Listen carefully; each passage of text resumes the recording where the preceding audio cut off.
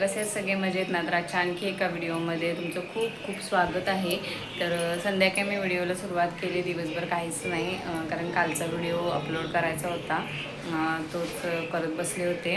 त्यात थोडा वेळ गेला आणि दुपारची भांडी तशीच आहेत, ती जरा आता घासून घेते, कारण व्हिडिओ अपलोड करत बसल्यामुळं ना थोडा वेळ जास्तीचा जातो अपलोड करायला बसलं की, कारण एडिटिंग वगैरे सगळंच करायचं असतं. आणखीन थोड्या वेळाने तुम्हाला मी चना चाट करणार आहे ते सुद्धा दाखवते. आणि व्हिडिओवर कोणी नवीन असेल तर नक्की सबस्क्राईब करा. दुपारी मी दुधीचा हलवासुद्धा बनवला, ते काही रेसिपी शेअर केली नाही, त्याच्या आधी म्हणजे भरपूर आधी मी जेव्हा व्हिडिओ टाकायचे ना तेव्हा शेअर केलेली आहे. आता काही केली नाही मी, तर म्हटलं डिरेक्टली तुम्हाला बनवलेलाच दाखवते दुधी हलवा. चला तर मग आता भांडी घासून घेते.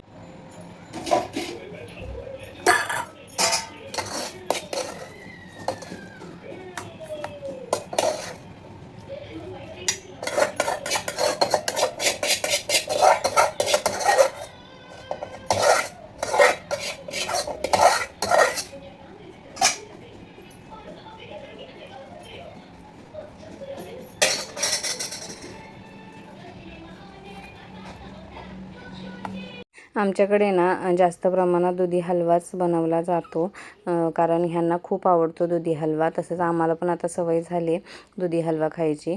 आणि गाजराचा हलवा म्हणाल तर कमी प्रमाणात होतो, म्हणजे सीझनल जेव्हा गावठी गाजरं विकायला येतात ना तेव्हाच एखाद 2 वेळेला होतो, पण दुधी हलवा कायम असतो. कारण ह्यांना पण जेवून झाल्यानंतर थोडं गोड खायची सवय झालेली आहे, तर दुधी हलवा बनवला ना की 2-3 दिवस आरामात खाल्ला जातो.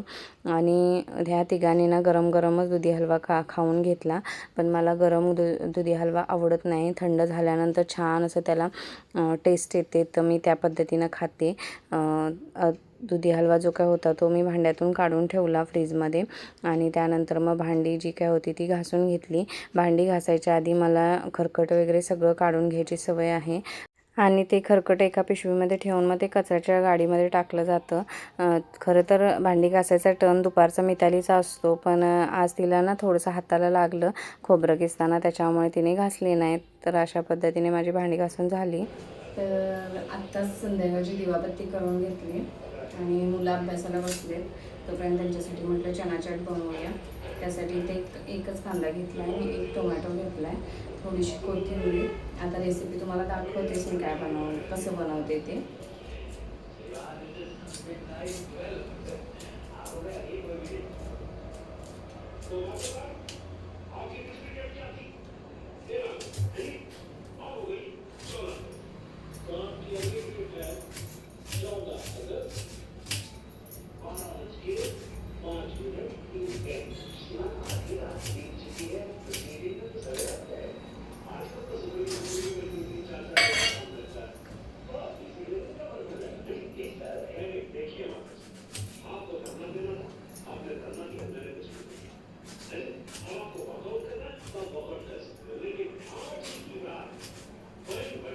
इथे ना अर्धा टोमॅटो आणि एक कांदा घेतला, छोटासा कोथिंबीर चिरून घेतली, आणि चणे मगाशीच मी मीठ टाकून ना शिजवून घेतले, बघू शकता इथे.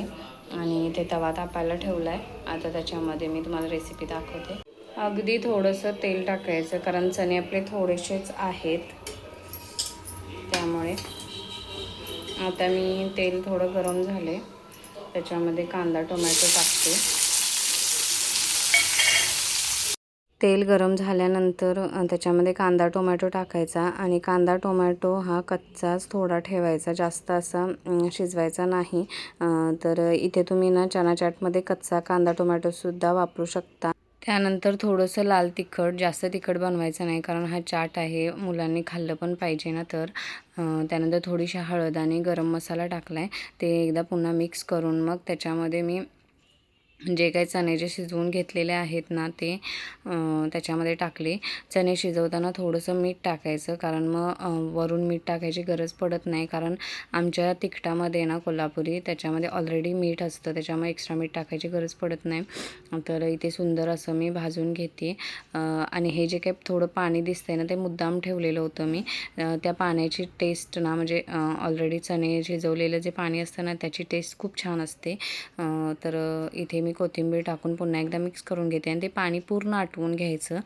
पाणी पूर्ण आटून घेतल्यानंतर ना त्याच्यामध्ये चाट मसाला टाकायचा, जो की आपल्याला कुठेही दुकानामध्ये अवेलेबल होतो. आणि चाट मसाला टाकल्यानंतर त्याला जी काही ती आंबट छान अशी चव येते ना, त्याच्यामुळे तर चार चांद लागतात ह्या चना चाटला. आणि इथे बघू शकता मी हे टाकते, आपलं चाट मसाला टाकते. त्यानंतर मग एका प्लेटमध्ये सर्विंग करायचं आणि त्याच्यामध्ये छान अशी वरून शेव भुरभुरायची.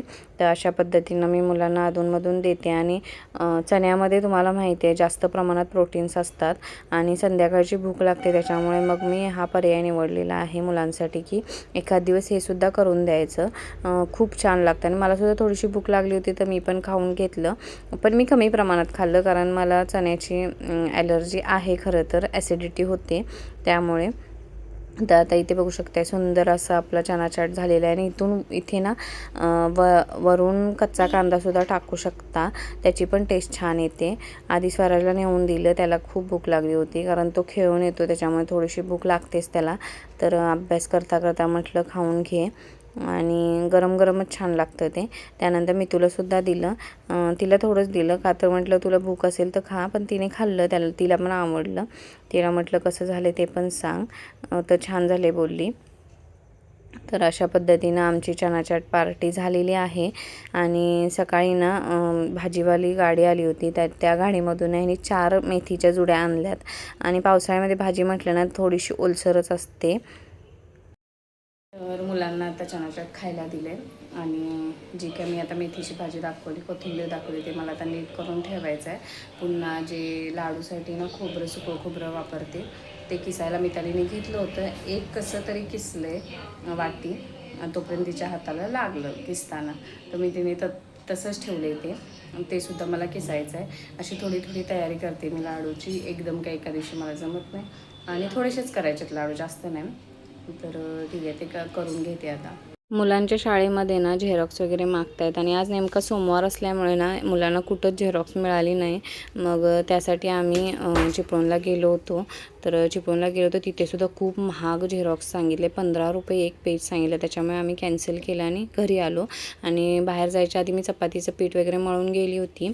आणि आल्यानंतर ना काय भाजी बनवू हा तर प्रश्न पडलाच होता. मग म्हटलं आता पावटे होते सोललेले ना, त्याचीच एक लपतप अशी आमटी बनवावी. तर सुंदर अशी ही आमटी ना बटाटा टाकून खूप सुंदर लागते. आणि ह्याच्यात जर शेवग्याची शेंग टाकलीत ना तर अप्रतिम टेस्ट लागते. मग त्याच्यामध्ये मी थोडासा गरम मसाला टाकून एक शिटी काढून घेतली. आणि त्यानंतर मग चपात्या बनवायला घेतल्या. हल्ली ना मुलांना लिखाण भरपूर देतात, जसं की आता स्वराज 5वीला आणि मी तो 8वीला आहे. तर आम्ही बाहेर जायच्या आधीपासून ते अभ्यास करतच होते, आणि आम्ही आल्यानंतरसुद्धा त्यांचा अभ्यास चालूच होता.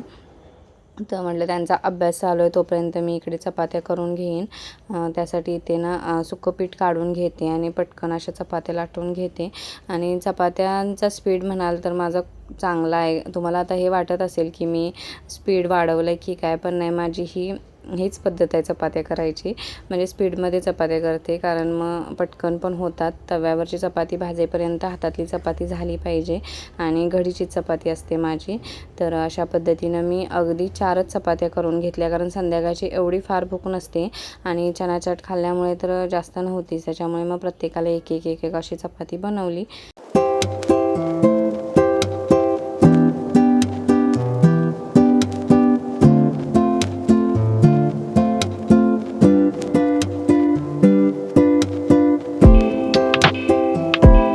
जसं मी जेवणामध्ये इंटरेस्ट घेते तसंच मी मितीलासुद्धा थोड्या थोड्या प्रमाणात रेसिपीज वगैरे शिकवते, आणि तीसुद्धा आवडीनं करते, आणि तिच्या पण हाताला छान अशी चव आहे. तर आज असा होता व्हिडिओ. कसा वाटला नक्की कमेंट करून सांगा, आणि चॅनेलवर कुणी नवीन असेल तर नक्की सबस्क्राईब करा. पुन्हा भेटू आणखी एका नवीन व्हिडिओमध्ये.